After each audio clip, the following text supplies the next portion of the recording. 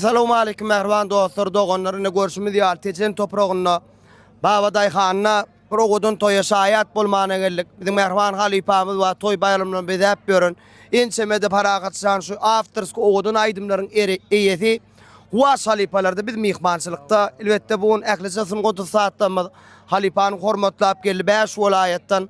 Halipajan toýlar gutly boldun. Ne ýaşazyk dikinimiz Osman Canım bununla hormatlap filap gelipdi paragatçan.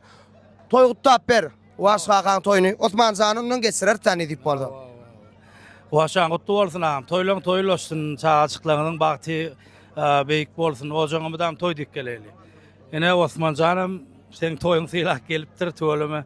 Osman Can näli geçýär toylar gowmy? Gowy. Hava. Ay berekella, berekella. Häzir gow halk aýdymlara aýtyp berer Saman Can, ha, gow goşgular bilen toýlaň gutly bolsun Waşan. Şu iki ayaklı kul ne diýär ne dip boldy? Paragatçan. Ine Osman Canım bag toy dip şakyl galyp o Huwas ne dip boldy? Gödel paýtagtymyz ne Osman Canım bag toy dip şeýdip hyzmat etme bize nesip eýledin. Dünýäler ödermiz dip özümüz begenerdi inşallah. Dogurdurmy? Canı Osman Can. Çawa oglum hemmece mustaqlaňa. Gutly bolsun toylar. Huwas oglanyň adynyň gutly ýa. Janyňyz sag bolsun.